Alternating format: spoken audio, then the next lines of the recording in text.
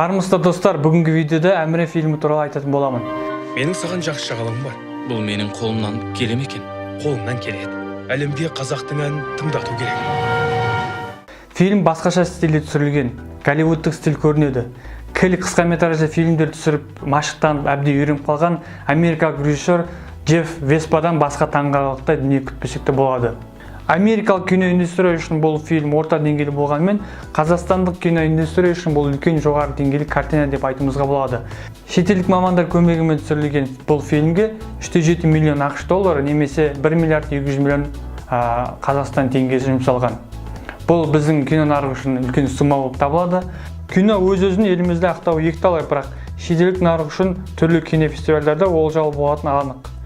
Оның үстіне мәдениет министрі Арыстанбек Мұхамедиұлы айтқандай, фильм еліміздің аудиториясына емес, шетелдік көрермендер үшін түсірілген дейді. Сюжет көпшілікке түсінікті деп ойлаймын.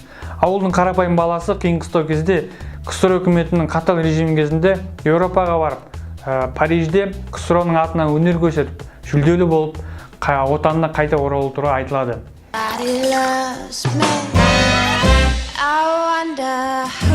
Бұл Монпарнас. Ең танымал өнер адамдары осында тұрады. Әміре, жолдасы Леонид Собиновпен таныстыруға рұқсат етіңіз. Кеңес одағының халық әртісі.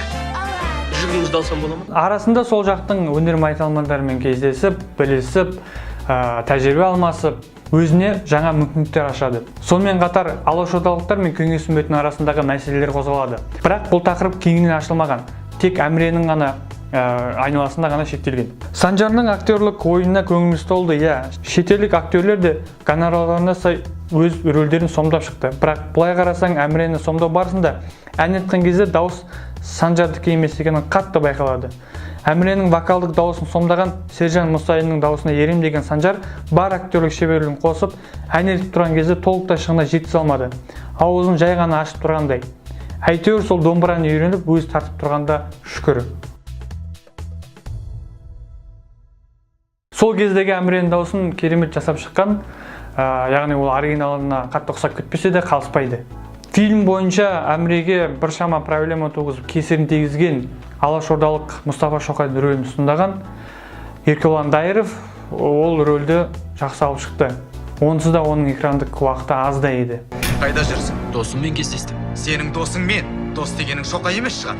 Дауыс арқылы ол еліне көмектесе алады. Ал оған кім көмектеседі? Түсінші, Әміре, олардың айтқанымен жүрмесең, тіпті оларға күдіктенуге себеп берсең, екеуміз де оңбаймыз. Өз басыңды ойламасаң да, мына мен сорымны аясаңшы. Сонда хабаршыңыз болуым керек пе? Жоқ бауырым, хабарым сен өзіңсің. Жалпы прокатта шығатын қазақстандық тарихи фильмдерде төсек сценалары туралы әңгіме болмайтын. Ал мына фильм голливудтық сарында түсірілгендіктен ол тақырыпты айналып өте алмады. Мына наша суретте Әмекеңнің актриса Эбби Корнишдің кейіпкерімен істіндірудағы сәті бейнеленген. Киноның финалы жақсы аяқталған. Басты кейіпкердің отанға деген ыстық ықыласы басым екенін көрсеткен. Сол соңымен ғана фильм өзін алып шықты. Жан тебірентерліктей сценалармен көрермендер қол соғып, қошемет көрсетті. Соның арқасында фильм жақсы пікір алды. Бірақ жалпылама айтқанда, фильм 10 балл ішінен 7 балл алуға лайықты. Ол таза биопик, көруге кеңес беремін.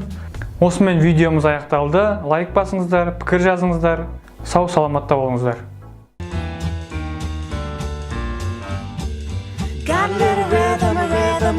Әмекең деген Әміре ғой?